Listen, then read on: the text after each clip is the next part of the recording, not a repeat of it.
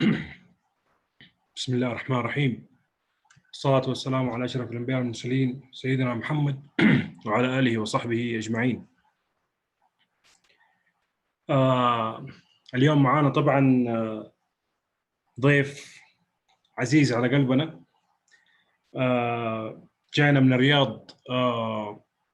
صراحة أول ما كلمناه رحب بالفكرة ورحب إنه يكون ضيف علينا عزيز. الدكتور عبد الرحمن إبراهيم الشايع هو أستاذ مساعد في جامعة الملك سعود بن عبد العزيز للعلوم الصحية، وصيدلي إكلينيكي مختص في الآي سي يو، حاصل على شهادة البكالوريوس من جامعة الملك سعود، وفارم دي من جامعة تينيسي، والزمالة من جامعة والزمالة العامة والتخصصية في العناية الحرجة من مستشفى بريغهام المتعاون مع جامعة هارفارد. طبعا موضوعنا اليوم حيكون الاعتبارات العلاج الدوائي في مرضى الكوفيد 19 الذين يحتاجون لجهاز التنفس الإكمو. اتفضل يا دكتور، المايك معك. الله يعطيك العافية أستاذ طارق، صراحة ما قصرت صراحة في التنسيق وتنظيم، وممتن جميعا للصراحة الباك جراوند وورك اللي موجود. صراحة ما شاء الله تبارك الله، جهد منسق ومنظم، وفخور الصراحة بتواجدي معكم. وإن شاء الله بإذن الله نطلع اليوم ب يعني الاعتبارات اللي ممكن الواحد يفكر فيها لما يشوف حالة معينة تحتاج أجهزة معينة. يعني أحيانا الواحد ممكن يفكر في دائرة معينة لمرضى العناية الحرجة، وقد يأخذها اللي هو التفكير من ناحية زاوية أو زاوية أخرى، لكن نحاول اليوم نفكر فيها من أكثر من ناحية بإذن الله، زي ما راح تشوفون بإذن الله. So without further ado إن شاء الله راح نتكلم عن اللي هو pharmacotherapy consideration in COVID-19 patients requiring Ecmo. So the thing here is that I have few objectives. The first one is probably to review the role of Ecmo in these specific patients. So you're going to see a lot of talk about COVID-19, and then also going to talk about the RDS, just as an introduction to why would anyone need Ecmo, صح? Before jumping into what machine are we supposed to be using, I think it's very, very crucial and احنا نعرف why would we even want to use them to begin with, صح? This is what I'm going to describe inshallah in the next few slides. After explaining all of this and then understanding why someone will probably need an Ecmo, at least from a respiratory standpoint, then we're going to talk about certain aspects of the device itself. And once we talk about the device later on, also we're going to talk about some interesting challenges and barriers that might be coming across those providers who are taking care of these specific patients. And hopefully by understanding the pharmacokinetics and the pharmacodynamics aspects of these patients who are usually critically ill patients, then you're probably going to be able to formulate a reasonable pharmacotherapy plan for these specific patients. So if you allow me to have this as an introduction part, so describe what you can see here. I don't know صراحة إذا أنتم قاعدين تسمعوني تقدرون تشاركون معي بالصوت. ممكن هم يشاركوك في الشات دكتور. طيب okay. So if anyone can please describe what you can see here in few sentences, or like probably just a word. Right, it's probably a brick, right? A lot of bricks. Or maybe just like a regular square, صح؟ مربع عادي ما في أي اختلاف، شكله طبيعي. طيب exactly. طيب لكن what makes these people different is that we are not going to look only at that specific aspect, because we are only looking at a specific view of this whole cubicles. حلو؟ فإحنا مو قاعدين نناظر الصورة بشكل عام، لذلك take into consideration all of the different aspects of these specific patients, giving the complexity of their status is going to be very, very important. And then that's what we usually mean by the holistic view. Okay, so as we go forward, we're going to talk about different things, but I will try to focus on the big aspects of what we, talk about. And hopefully by the end of this presentation, we'll be able to piece out some of the aspects into just one specific clinical situation that you will be able, hopefully, to manage in the best way possible. So a close-up, we're going to talk about COVID-19 first, and then later on, we're going to talk about ERDS, and then later on, we're going to talk about talk about Ecmo as a machine specifically for these specific type of patients. So we sort of know that I'm not gonna bug you a lot with how this happened, but it's just good to review the history of that specific disease state.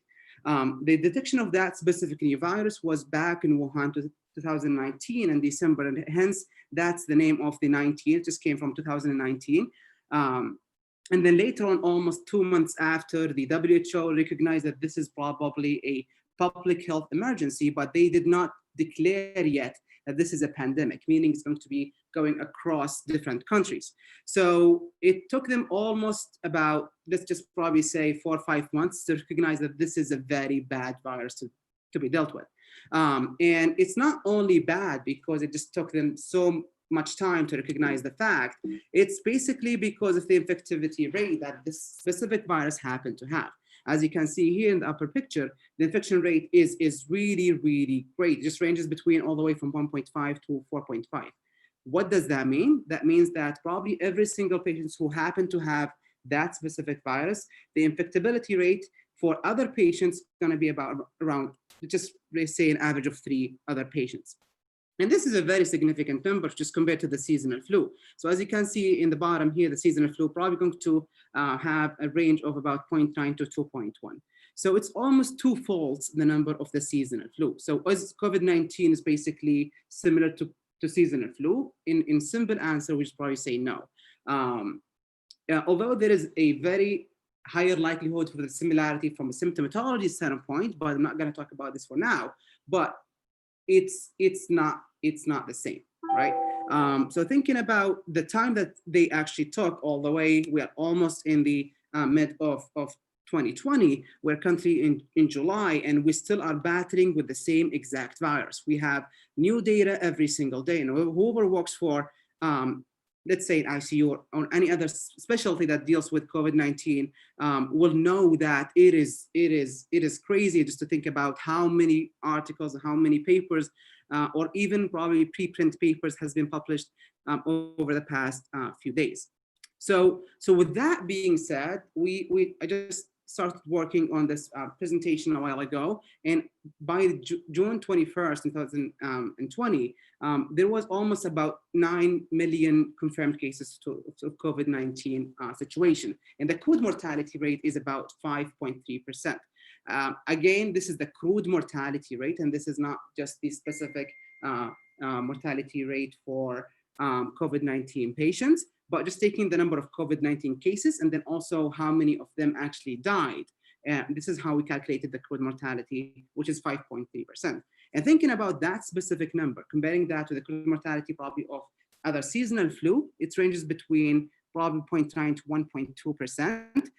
It just tells you that this disease probably is associated with higher mortality rate compared to the previous ones. It is yet less severe than the MERS mortality rate, which ranges all the way around 20 to 30% based on the reported literature. However, it is still crazy to think about that probably almost around 9 million people, and 5% of these specific significant number will probably die out of this specific virus. So the thing is that this is what is happening outside Saudi Arabia. And we have to think about what is happening here. And the numbers for critical care cases has been growing over the past few months.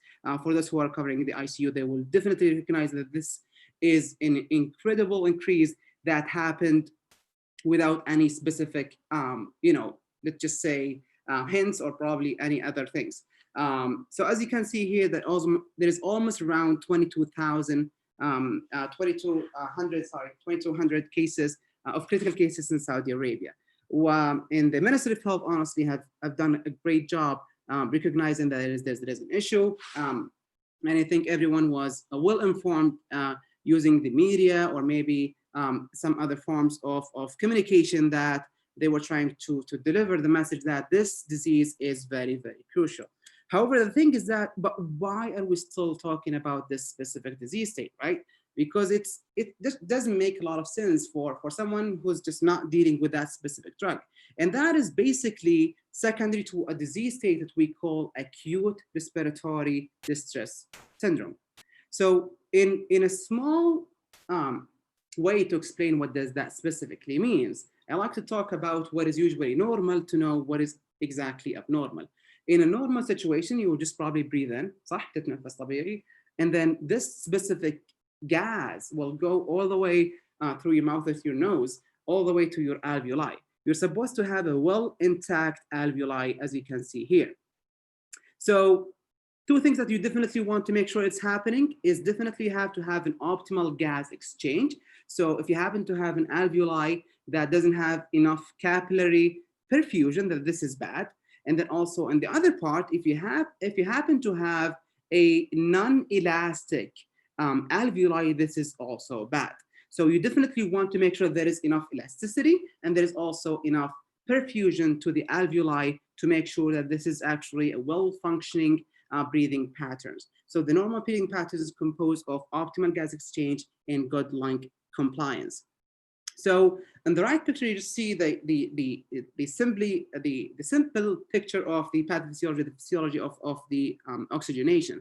You have your RBCs, which are going to carry the oxygen all the way, and then we have the surfactants, which usually helps to reduce the tension for the surface itself in the alveoli that's going to be released by type 2 cells.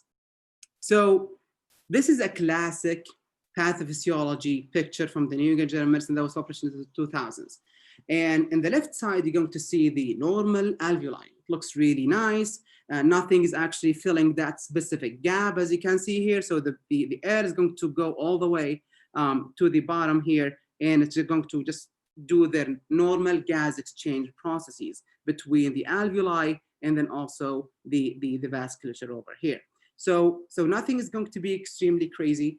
However, whenever you have a systemic inflammatory response system that's driven by the cytokine and interleukins as well, and going to be with the help of this significant amount of neutrophils, then that's when you have this gigantic gap formation in this specific interstitium part. And whenever you have that too, that's going to be associated with having this significant amount of protein-rich edema that is going to block the normal, usual crossing for the oxygen all the way from the alveoli to the blood vessels over here. So as you can see here, it's a significant amount of inflammation that will probably lead to a lot of different factors driven basically by the inflammation response itself. So we know now it is really, really bad. The thing is that how bad is it? So once we think about ERDS, we usually think about 3 different phases. There is the exudative phase, which is the first case that usually takes about 48 hours to happen. And then also there is this proliferative phase, and there's also later on what we call the fibrosis phase. So الهدف حقنا again إنه we try to minimize the number of patients who go all the way to having this fibrosis situation and then having a lot of dead space. We don't want these alveoli to be lost. So we have to manage these patients in the best way possible to prevent them from having that specific fibrotic tissue. So what is specifically happens in patients with COVID-19 is that we already know that the receptors that this specific virus is using is going to be called the ACE2. And this specific virus is going to be well recognized to have this extensive amount of immune response that's going to be defined by a cytokine storm. This is going to be driven by multiple interleukins, including interleukin 1, 2, and 6, and then also multiple TNFs and interferons as well. And that's exactly why we are trying to use different monoclonal antibodies or probably gene therapy to target that specific response. However, is this happening for every single patient with COVID-19 patients? No. Does it happen for critically ill patients? For the most part, based on what we've seen from the literature, it has been really well published to be associated with COVID-19. The thing is that whenever you have this significant amount of cytokine storm, that's when you have this local and systemic inflammatory response system, or SIRS. And that is going to be defined by having 2 different symptomatology for that specific patient. So we have this endotheliopathy and then also this hypercoagulopathy situation that is technically has been noted to be significantly higher in COVID-19 patients. So with the endotheliopathy, there is this gigantic risk of having a microthrombi, at least based on multiple reports from a cadaver data. We know that these patients happen to have a significant amount of microthrombotic ischemia, and that probably led by itself to having an ARDS. Again, we talked about the importance of having enough perfusion to the alveoli. So if you happen to have a microthrombi in your arterioles or venules that's delivering the blood to your alveoli, then this is going to be a significant issue of having these blood vessels filled with oxygen. In addition to having the issue with the alveoli itself being filled with protein-rich fluids, and also having this big, gigantic gap between the alveoli and also the vessels, which leads to a very significant risk of hypoxemia for that specific patient population. In addition to that, we already talked about the hypercoagulability that has been already specifically noted with the COVID-19 patients. And for that specific value also, we've been looking into D-dimer specifically, which is not exactly the most specific value that we usually look into to detect the PE, but is one of the factors that we can look into it to decide what we can do. So again, you either have the risk of microthrombosis and also the risk of macrothrombosis with that specific disease state. And then again, the big picture is having a big hypoxia situation. So we know that from from a pathophysiology standpoint, this is really bad, right?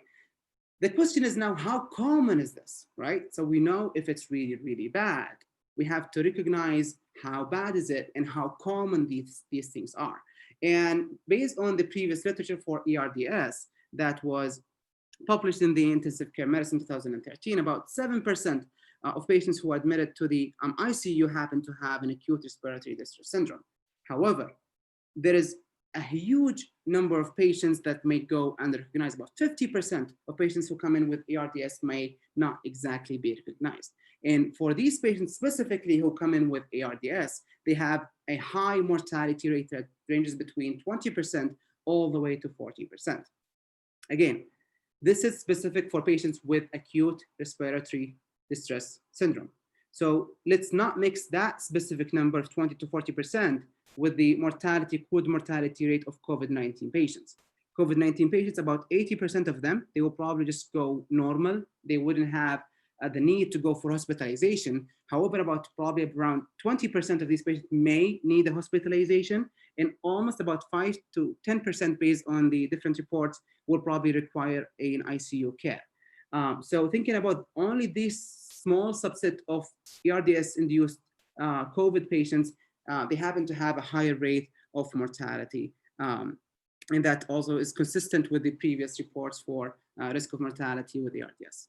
So before jumping into other consideration, I want to talk about what is usually the treatment. I'm not going to go into the data about each one of these because we're going to talk about specifically how to manage Ecmo and pharmacotherapy management for that specific patients. But before jumping into Ecmo, we have to make sure that we are optimizing the care for these patients before jumping into any other therapy.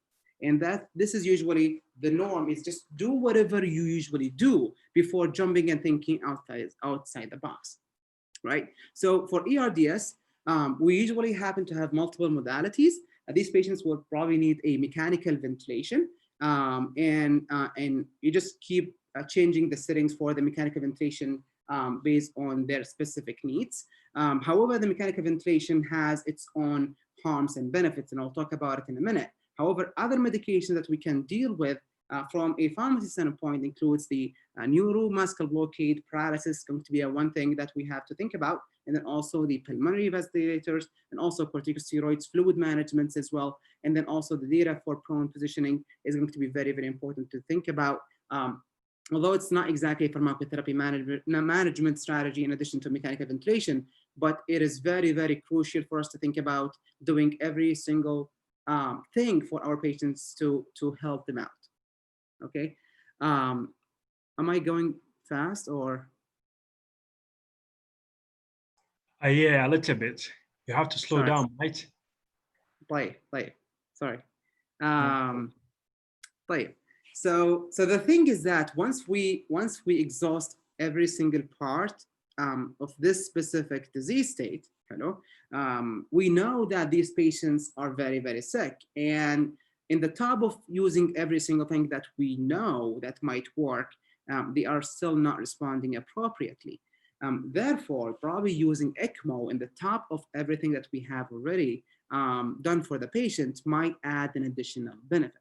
However, adding another machine would probably make things a little bit more complicated. So the thing that I wanted to discuss is that there is this great expert opinion paper that was published in 2019. The thing that I like about this one specifically, that it goes into a stepwise approach. So optimizing the vent settings is going to be the first thing to think about. Again, you're probably going to go with the positive expiratory end pressure of around 5, and then just keep going up. The thing about that specific number is that if you go all the way up with the PEEP, it is going to affect your venous return. Therefore, as you go up, then the likelihood of these patients being hemodynamically unstable is going to be very, very high. And the other half, you also have to think about what we call the plateau pressure.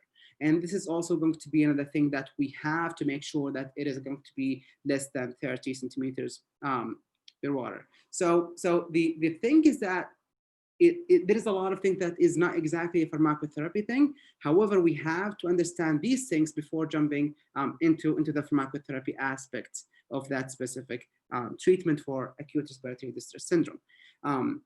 One new aspect also that we have to introduce here is going to be the P to F ratio.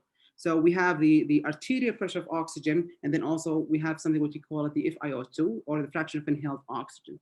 And these numbers are usually divided by each other just to kind of get a specific number. This specific number reflects the hypoxia situation for that specific patient. So the number, if it happened to be low, then that reflects that the oxygenation status for this specific patient is not optimal. And therefore, we have to improve our management for this specific patients. If you happen to go back to the Berlin criteria, then they happen to have a different classification. So they defined that into 3 different classifications, into moderate, into mild, moderate, and severe. So mild ARDS has been defined to be around 300 to 200. Between 200 and 100, this is moderate ARDS. And then less than 100 is defined as severe acute respiratory distress syndrome. However, when you look at this specific stepwise approach, it doesn't really go by that specific criteria. However, it only goes by these specific cutoffs based on the published reports.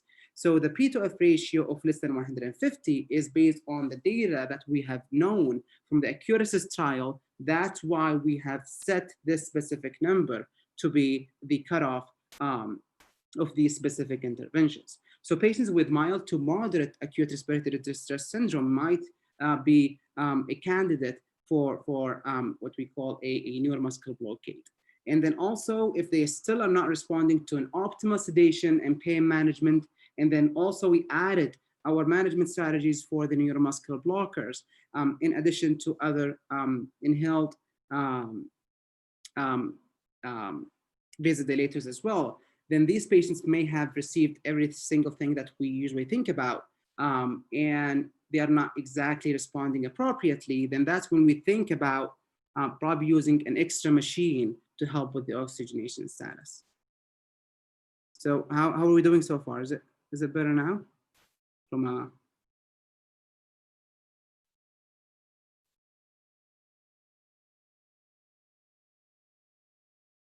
just want to know, because I slowed down. I wanted to see if the pace is good. Okay, good, cool, good. So this is the normal. This is what we normally do for patients with ARDS, right? However, what is specific is that we don't have a normal ARDS. There's nothing normal about COVID, and therefore I just wanted to talk about what we usually normally do for the COVID patients based on the SCCM guidelines.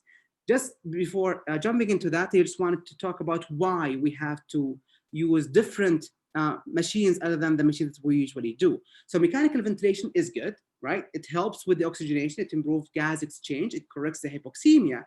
And even if we use it in the appropriate way, it actually provides a certain lung protective strategies. Okay, so if we happen to use a specific, a tidal volume that is not significantly high, so it's not, so let's just probably say based on the ArtsNet network data, probably using something between 6 milliliters per kg is going to be a good thing to go with. Avoiding high tidal volumes would be very, very essential.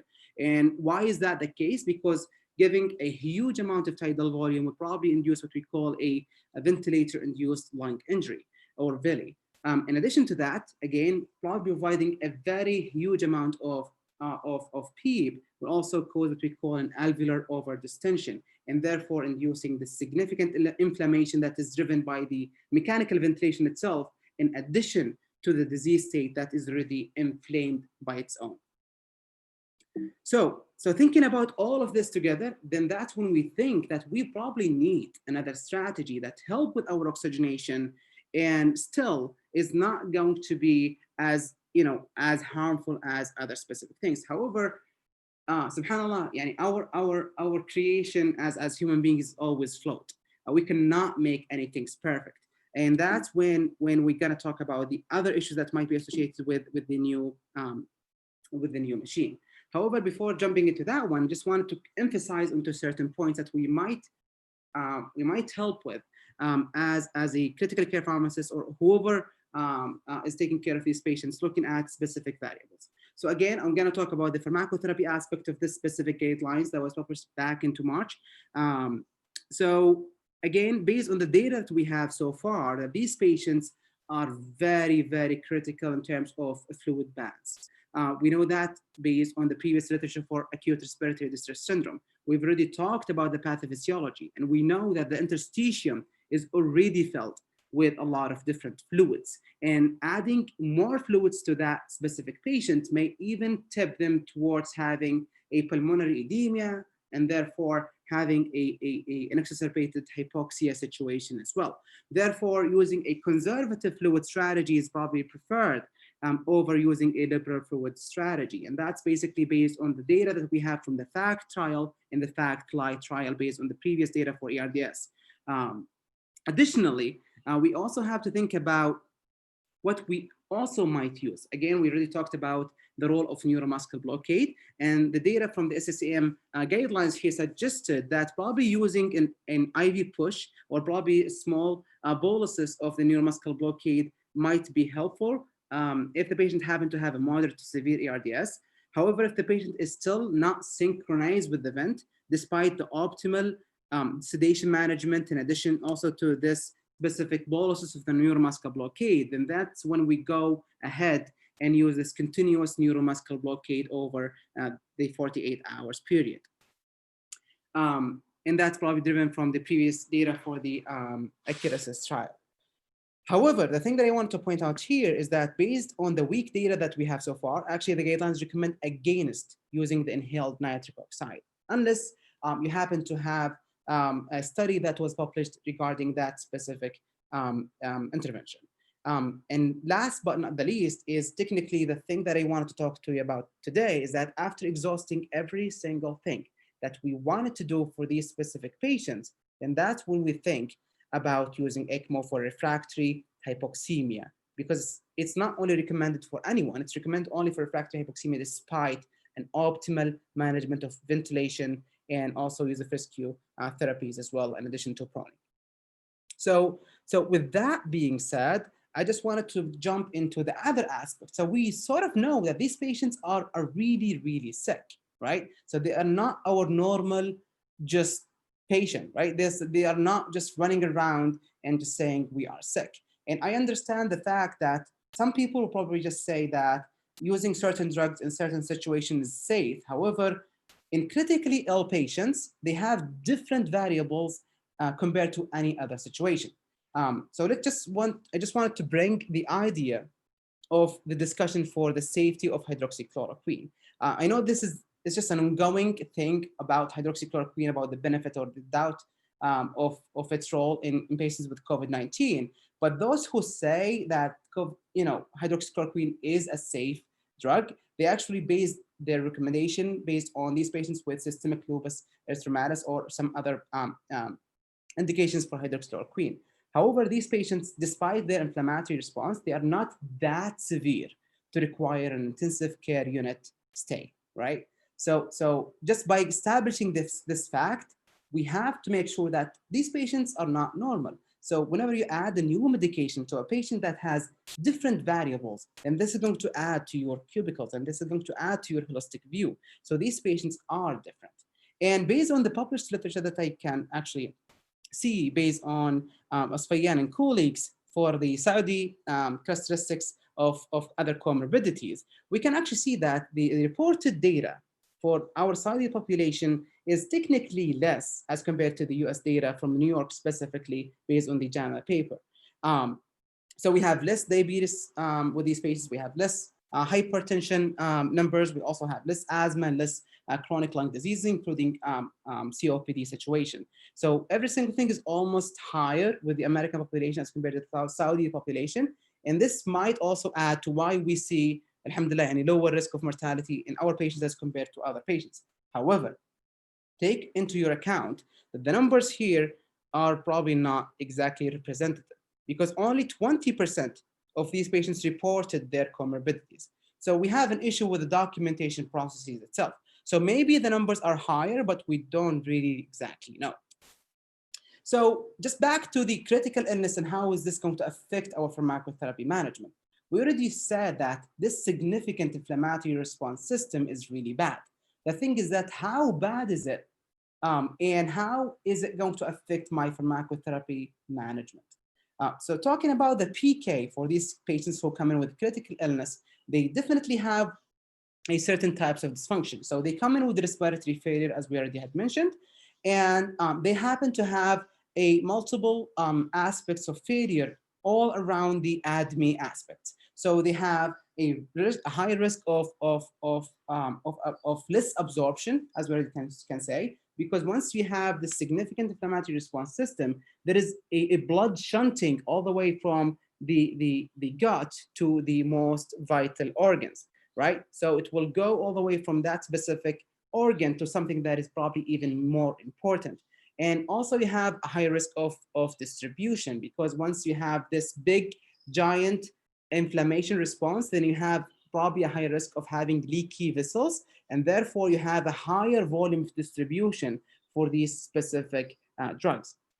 And in terms of metabolism as well, these patients has been studied from a PK studies, and the PK studies suggested that the hypoxia itself actually reduced the metabolism for certain drugs, and therefore these patients will probably be at high risk of accumulating certain drugs because they are not exactly metabolized to their inactive form. However, if there is a certain drug that we give, usually as a pro-drug, then the activation of this specific drug will probably be disrupted too.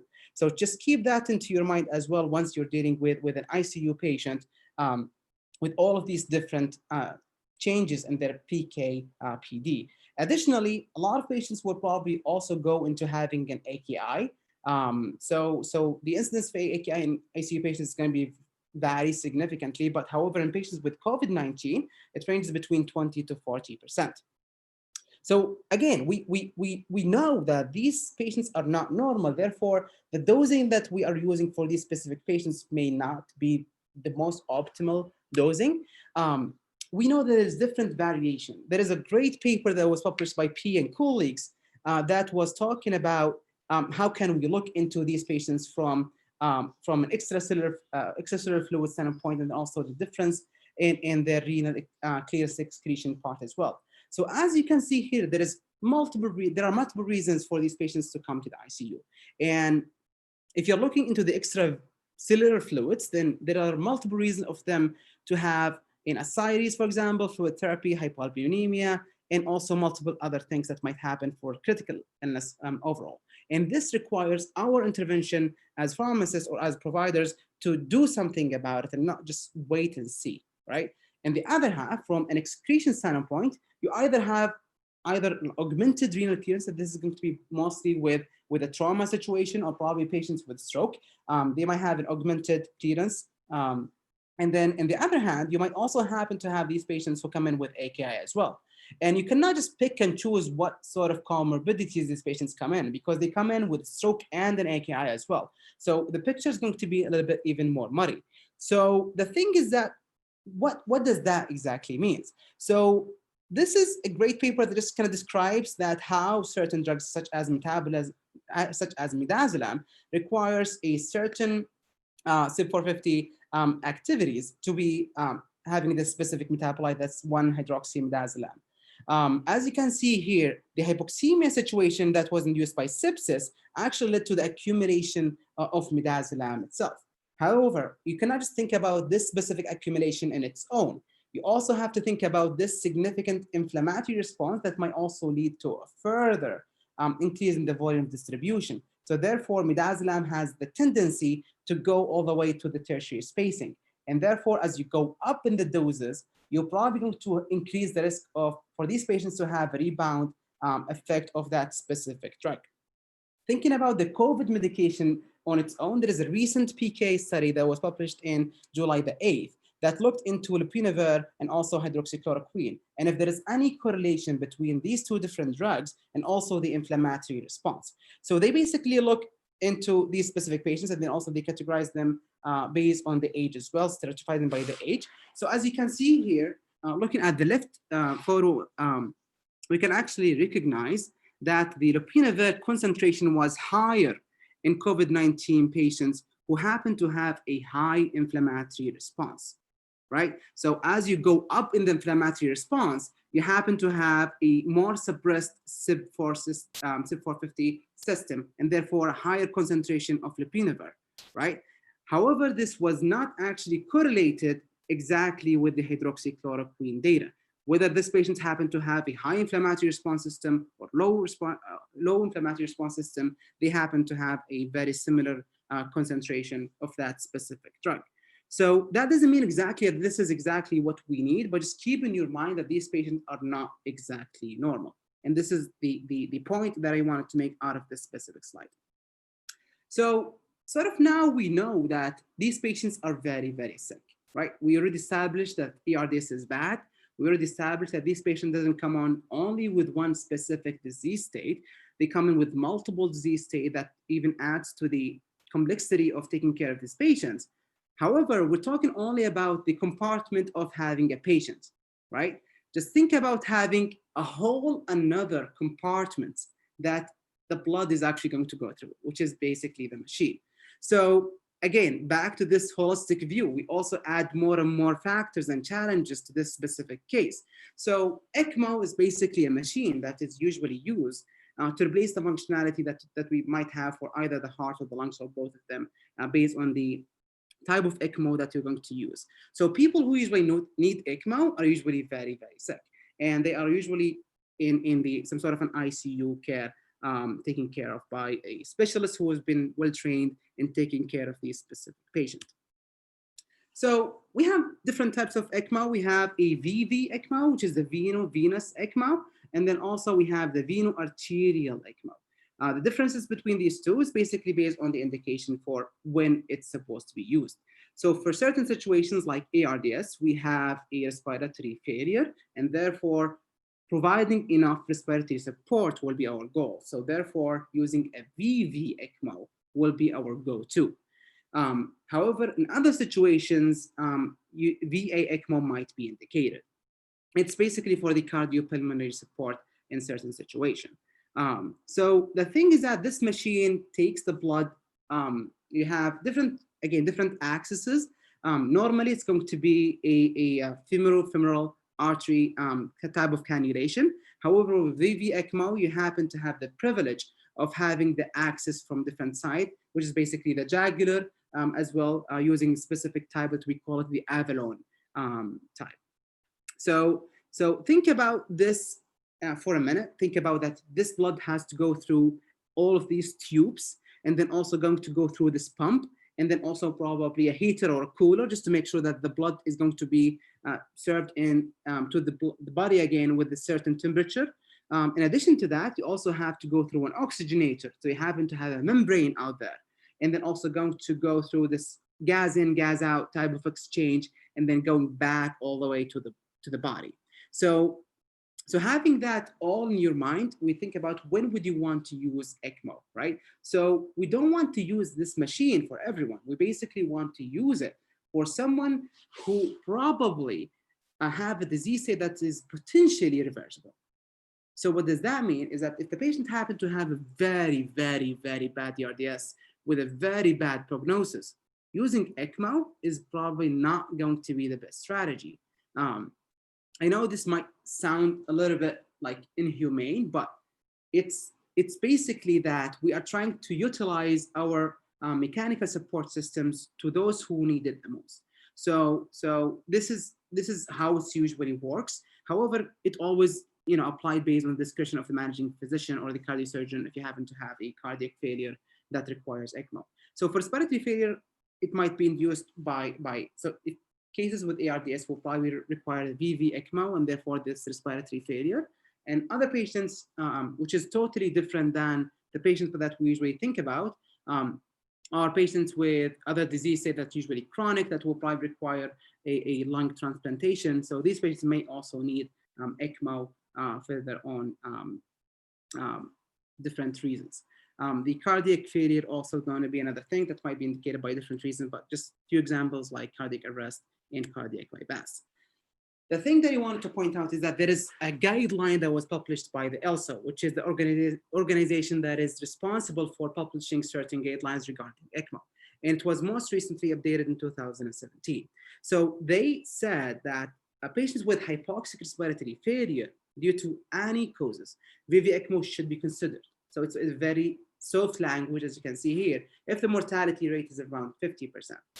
However, when the mortality rate goes all the way above 80%, then these patients are indicated for VV ECMO. The thing that I wanted to point out is that ECMO is meant to be bridge to recovery or bridge to transplant if you happen to have a pulmonary candidate for a lung transplant. However, it is not usually used as a destination therapy, meaning this is not a long-term therapy. It's just used for a few weeks to be the most, and that's it. So again, just wanted to point this out because it's a very, very important point to make. I apologize for having these photos, but I just wanted to emphasize that it is hard for everyone, you, the patients, the nurses, and everyone in your team to take care of these patients. And just looking at the cannulation for the specific patients, we can see here that the venous part, and then also this is the arterial part. So this is the one that goes all the way to the ECMO machine, and this is the one that comes back all the way to supply the blood to that specific patient. This is what we call femoral cannulation type of ECMO.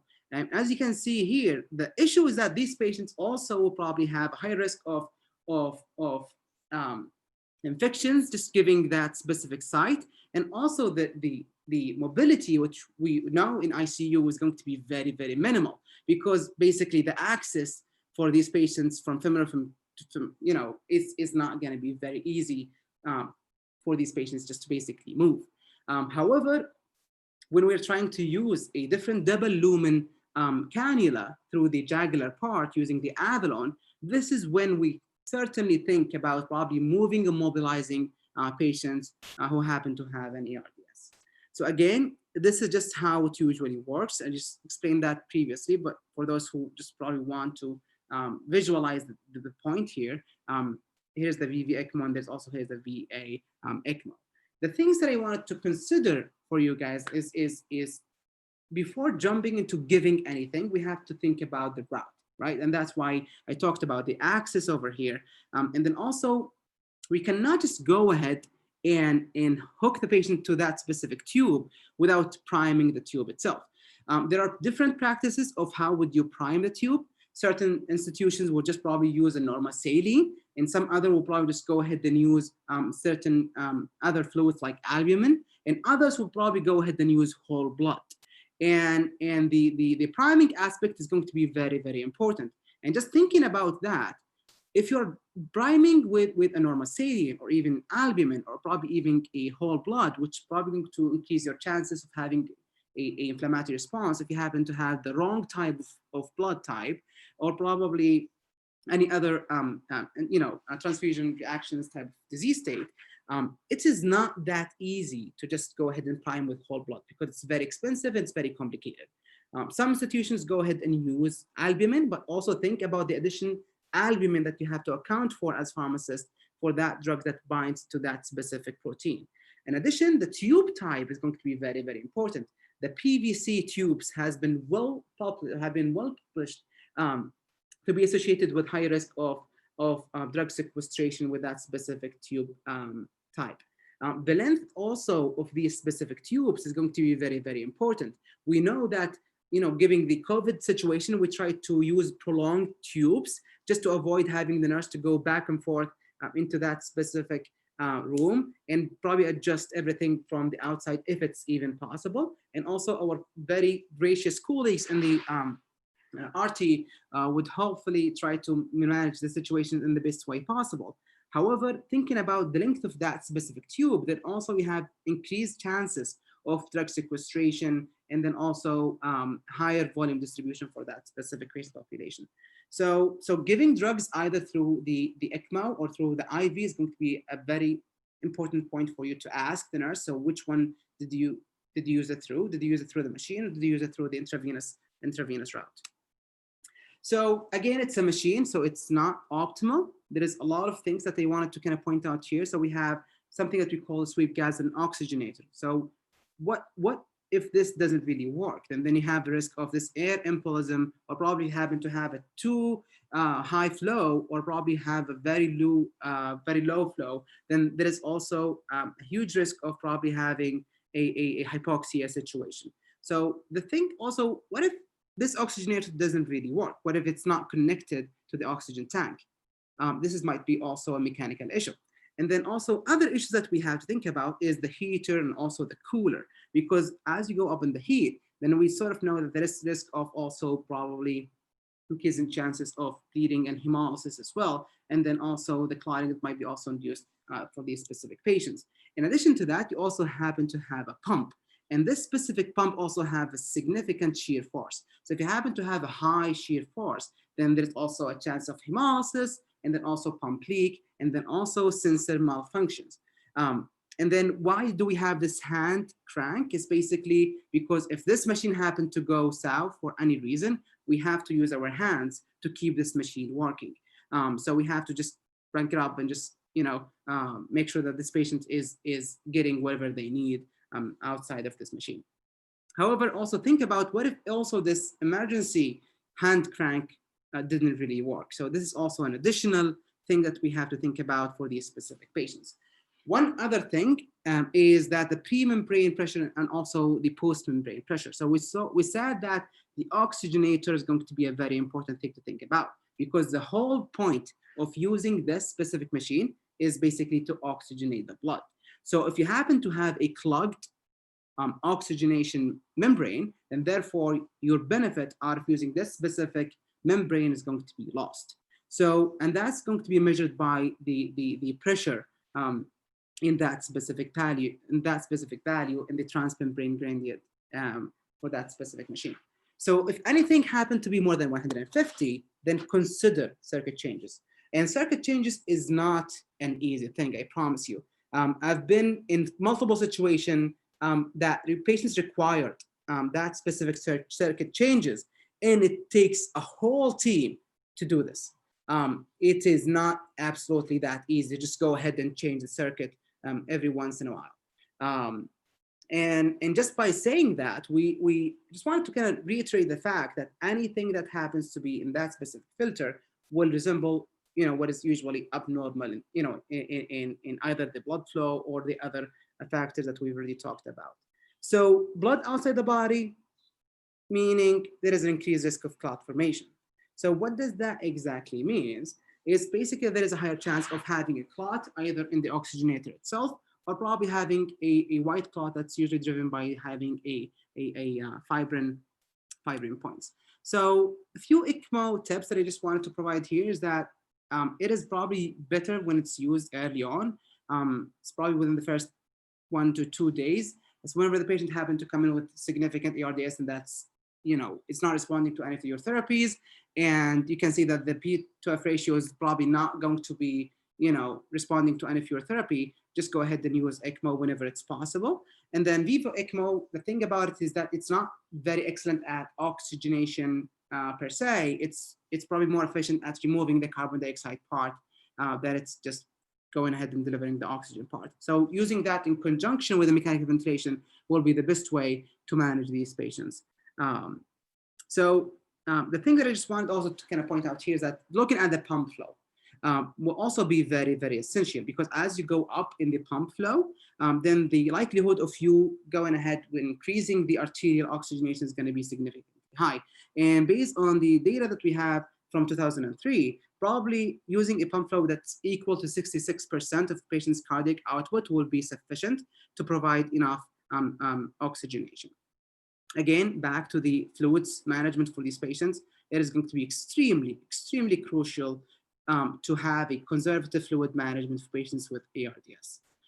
Again, although these patients happen to have an anticoagulant lining for that specific circuit, they still have a high risk of having a thrombi. Therefore, some institutions, or actually a lot of institutions, usually happen to have a low dose heparin running through the Ecmo to prevent the clot formation.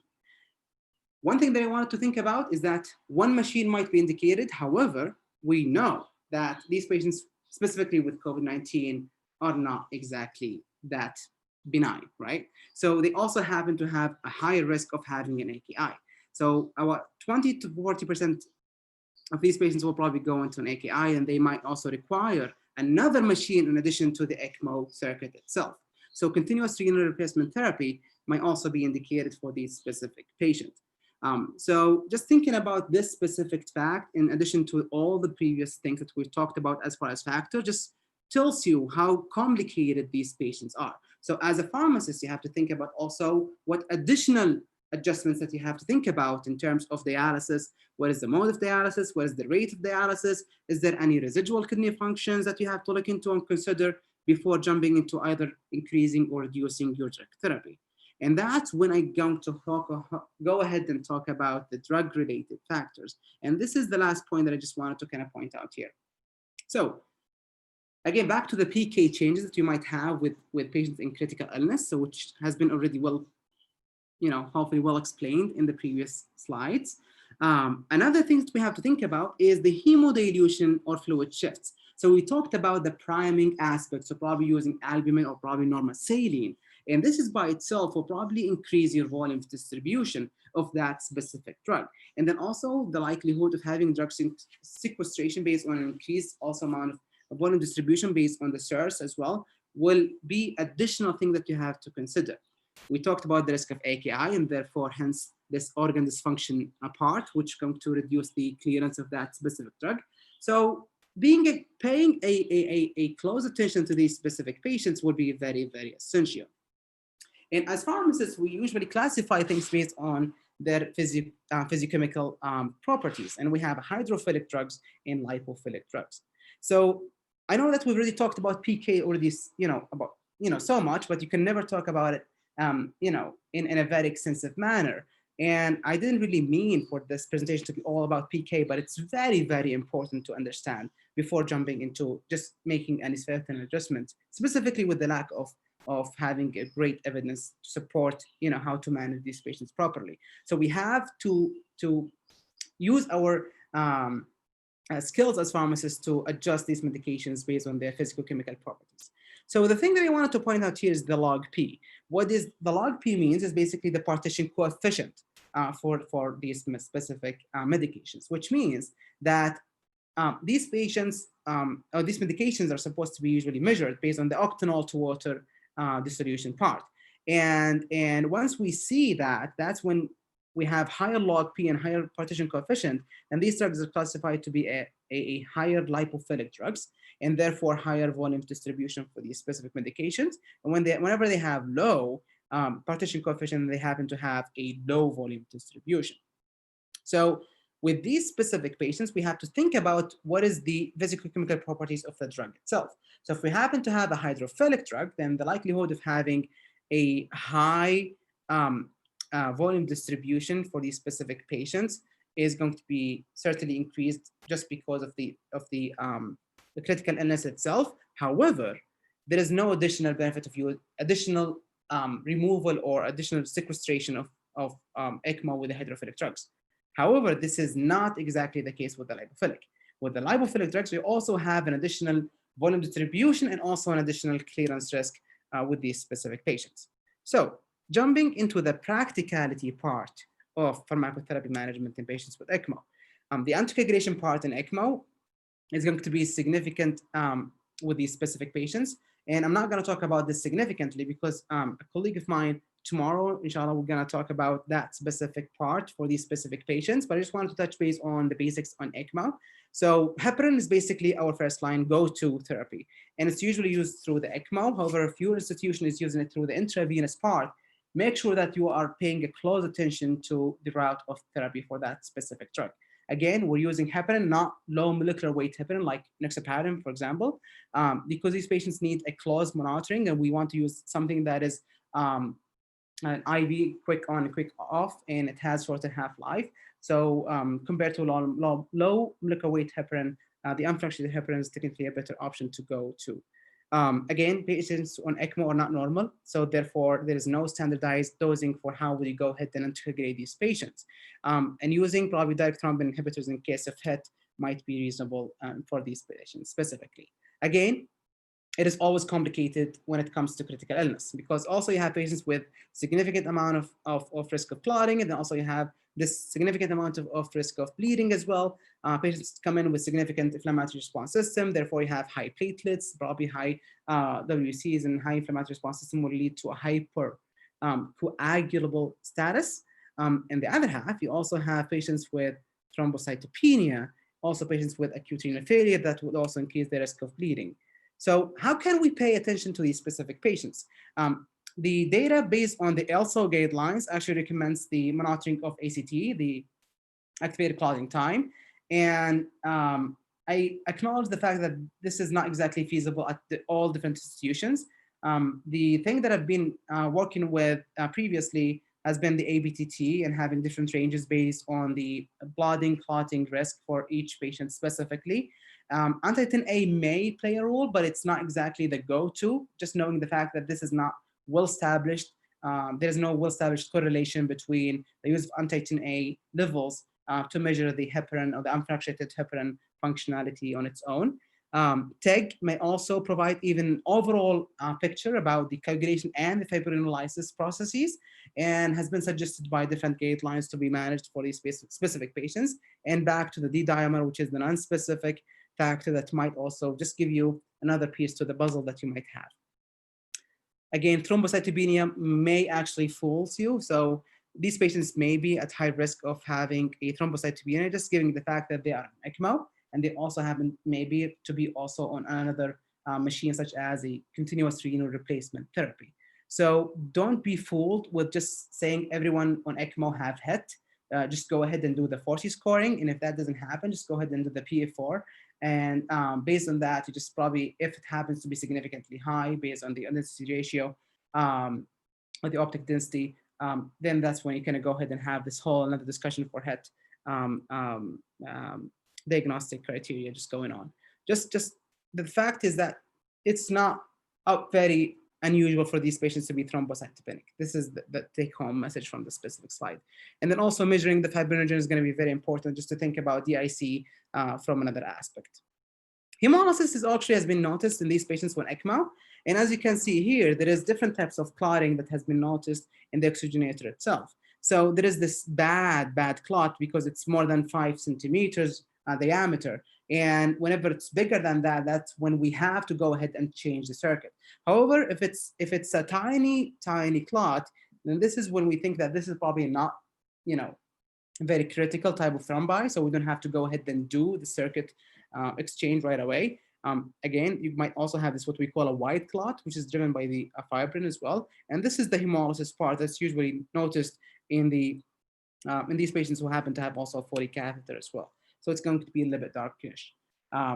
Additional things that you might think about still in the experimental studies also is adding nitric oxide to the ECMO circuit itself, which technically supposed to help with that as well from an anticoagulation standpoint, and also adding the DTI, but this is going to be a very expensive option for you to do.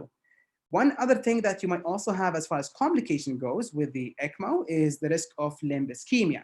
And this is mostly going to be happening in patients with VA Ecmo for a very long period of time. So we talked about that these patients will probably have a femoral access, and therefore all of this specific part will probably have a less fortunate flow.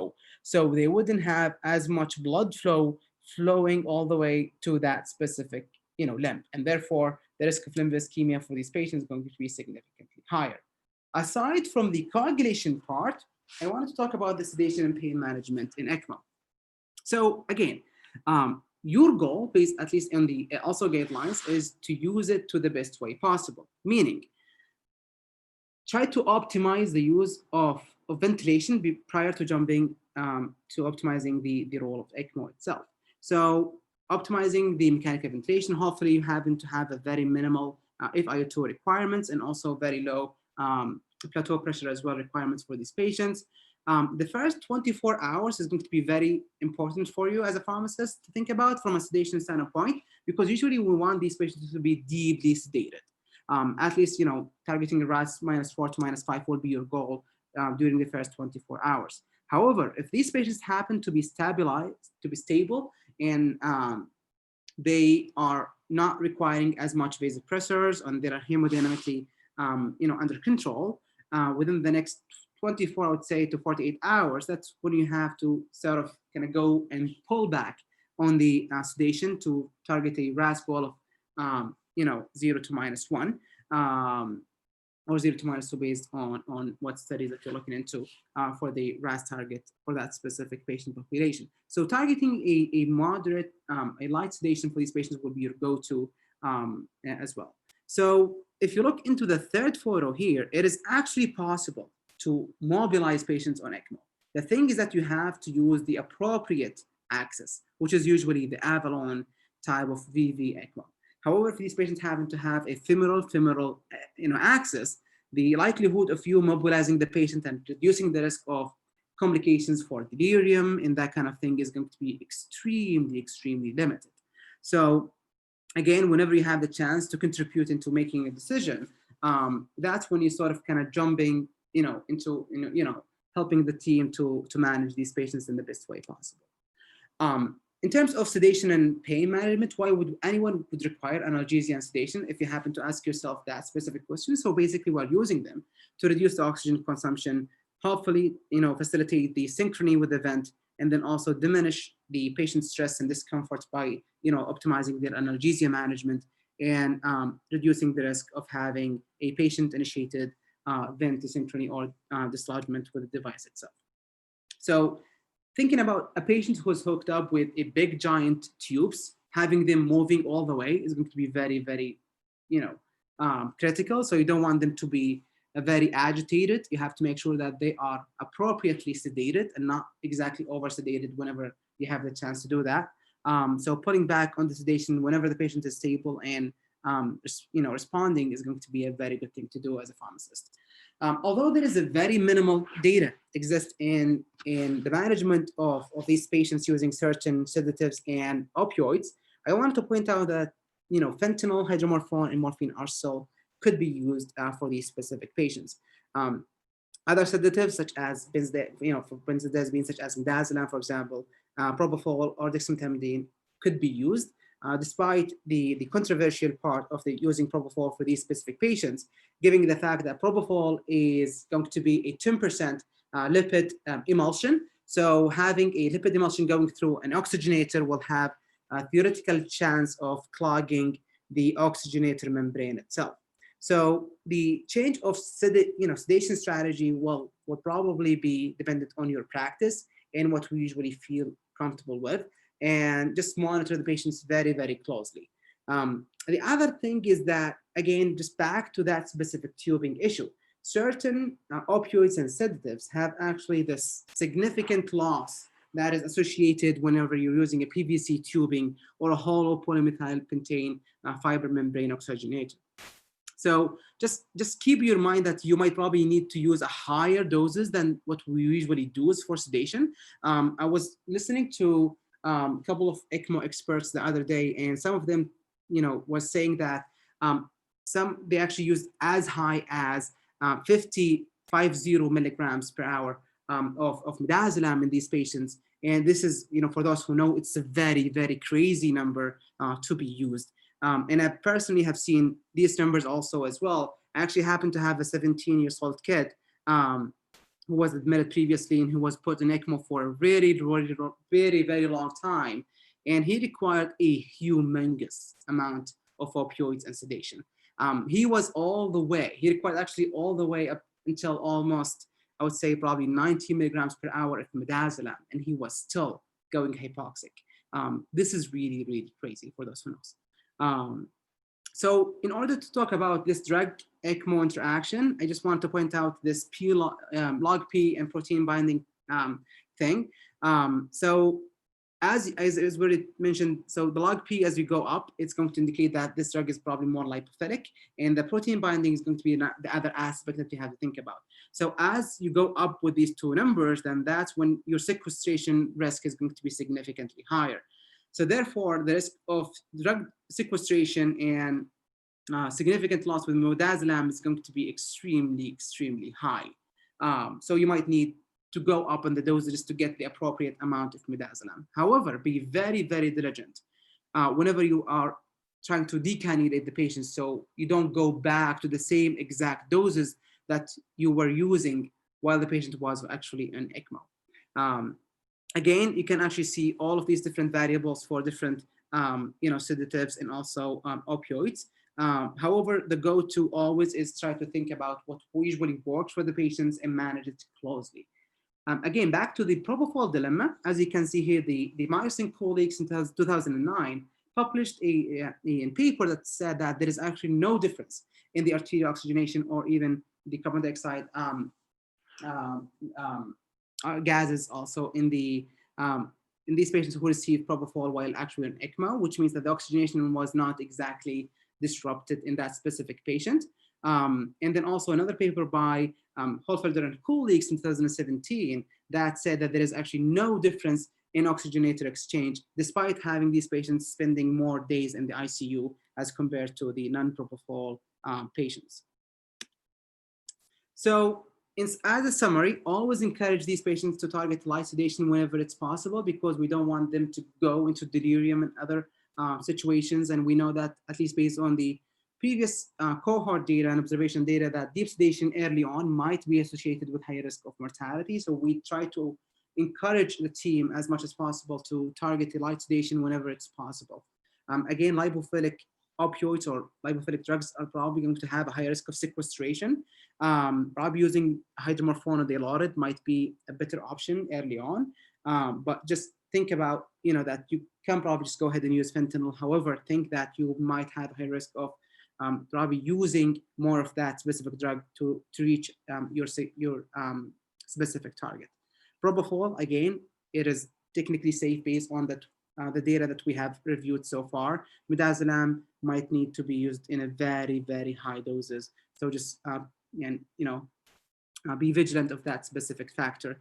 Try to avoid using continuous benzodiazepine when it's possible. Try to encourage using IV pushes, just to limit the fact that benzodiazepine has been associated with delirium, at least based on the observation data that we know so far. And using probably IV pushes will probably be a better strategy than just going ahead and using continuous benzodiazepines for that specific patient population. We have a very limited data for using dexmedetomidine in patients with ECMO. However, it is something that is valid for you to use. The last part that I wanted to talk about is the anti-infective therapy. So we know that with any infection, there is 3 different parts. So we have the drug part, which is the antibiotic, and they have also the organism part, which is we have a coexisting infection rate in patients with COVID-19 of about 20 to 30%. And these patients come in usually with a strep pneuma, which is typical CAP type of bug. And then also there's also these patient factors that might also play a role into what agents would you want to use and what is the resistant patterns and all of that. So having all of that before jumping into the clinical cure, now we're also adding a machine that have to interact with all of these different things, right? So back to the same thing, to the PK/PD, a lot of drugs actually have a very significant amount of sequestration whenever you think about it closely. However, thinking about the ones that we might potentially use, such as ceftriaxone, meropenem, or maybe vancomycin, levofloxacin, Peptazo, they actually don't really have a very high significant amount of drug sequestration risk, which is technically a good news. However, if your institution happened to be one of these good institutions with therapeutic drug monitoring for beta-lactams, that's going to be a very good thing to do. However, we only have that only available with gentamicin or probably aminobutyric and vancomycin. So if you happen to have a therapeutic drug monitoring opportunity, just go ahead and use it. So this is probably the take home of this whole significant slide, is that these patients, although are very complex, we wouldn't recommend using early on, different strategy management. We just basically want maybe to use a significant, attention to these patients instead of using higher doses for everyone. So for example, for vancomycin, the only thing that we might recommend doing for these patients is probably using a higher loading dose than what we usually do with other patients. And if you are, dealing with ICU pharmacists, they will tell you that probably fill the tank before, just giving the vanc in a maintenance dose. So always pay attention to that specific factor, because you have a high volume distribution and that specific patient may need a higher loading dose for that specific variable. For anti-COVID meds, I just created this based on the PK/PD variables for hydroxychloroquine, lopinavir, and remdesivir, and dexamethasone as well. And it is just an estimation, a theoretical estimation for myself, just thinking about what is the likelihood of these patients being sequestered in Ecmo whenever we're using these specific patients. And as you can see here, there is, either moderate to high chance for at least hydroxychloroquine and then lopinavir for them to actually get sequestered, drug loss, just giving the protein binding capacity specifically with the lopinavir as compared to the other ones. When also talking about the dexamethasone, it's not exactly that high of a protein binding and also a lipophilicity, but there's also a chance for this drug to sequester as well. So just looking at the functionality of that specific drugs also is going to be very, very important. And whenever it's clinically indicated, just use your clinical judgment to use it. Personally, I don't really think that monoclonal antibodies and gene therapy are going to be optimal, just thinking about the molecular size of these specific drugs and also the cost. And I just don't want, honestly, to think that probably a drug that's maybe like tocilizumab that costs a humongous amount of money just get really, sequestered in an Ecmo machine rather than just going to the patients and helping that patients to be treated from an Ecmo, specifically with the limited data that we have so far for interleukin-6 type of data. Back to the summary here of the antibiotic Ecmo. If the patients happen to need an antibiotic with coexisting infection in addition to the COVID, just go ahead and use it. And just if you happen to have the privilege of using therapeutic drug monitoring, please use it to optimize the therapy for that specific patients. Lipophilic drug, I'm highly protein-bound antibiotics are probably going to be sequestered inside the circuit, so pay close attention to that specific one. I wanted to stop at this specific one and just see if any one of you guys have any questions so far.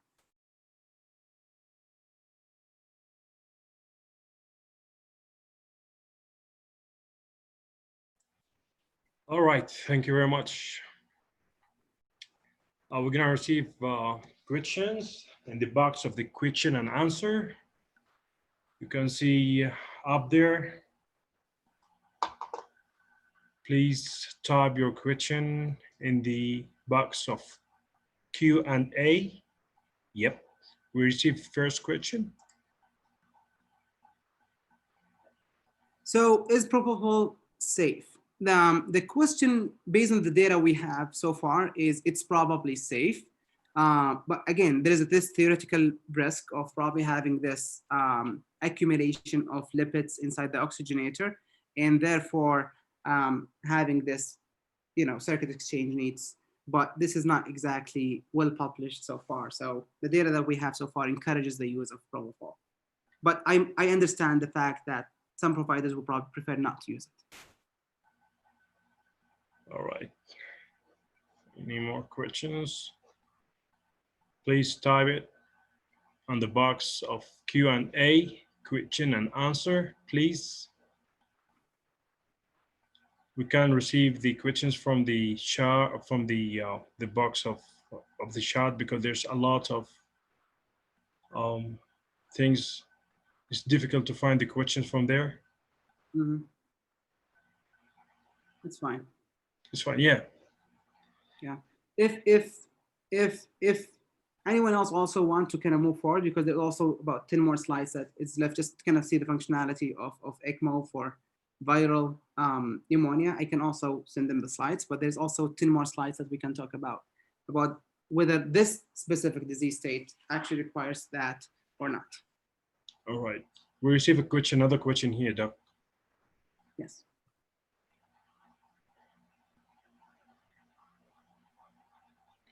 So thiopental is a totally different drug that is not exactly our go-to for these patients. I wouldn't usually recommend using thiopental for every single patient who come in for sedation purposes. Propofol is probably going to be a better agent to be used as compared to thiopental. It's more, easily to be dosed, and it's a continuous infusion that we can probably, easily switch on and off whenever we need it. All right.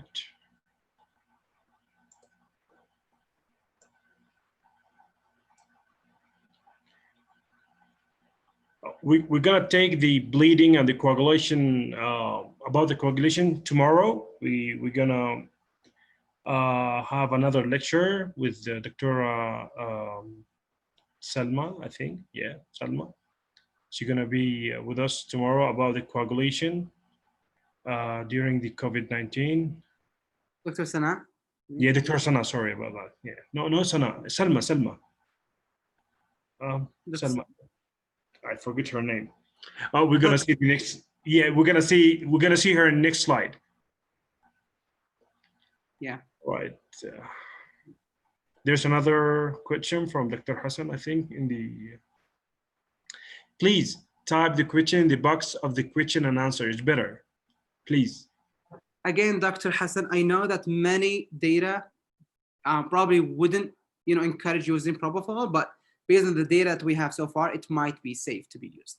There is a theoretical benefit. I acknowledge the fact that there is a theoretical benefit, theoretical risk of for probably not using propofol in Ecmo patients, but the data that we have so far, there's a couple of observation data that suggest that it is safe.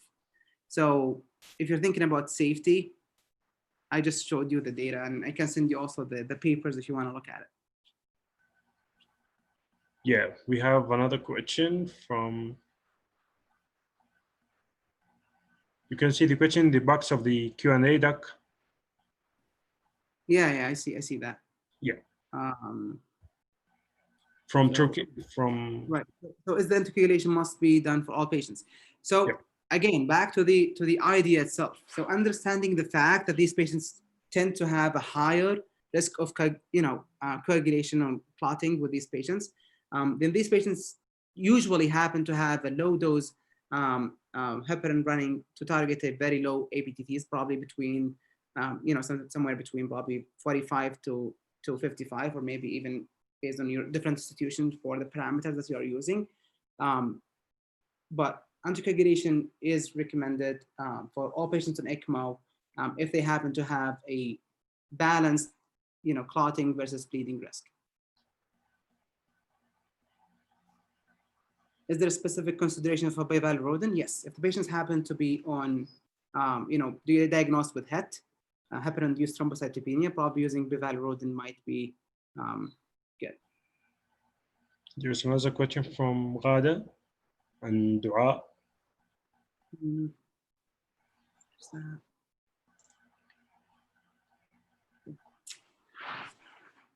Is there any specific consideration or practical points for therapeutic drug monitoring in the setting of Ecmo? There is nothing that I was able to point out specifically for that specific patient population. We usually use the levels that we usually target in cases that doesn't usually have Ecmo. So this is what we usually recommend just going to go with, and this is what I've seen so far based on the reported literature. However, I am not really aware of certain things that we have to acknowledge, but this is a very excellent question. Thank you, Dr. Abdullah. As patients on Ecmo and require higher doses of sedation, would you recommend to go to less agents and increase the dose to reach sedation target? And this is a very good question, but this is supposed to be your practice overall.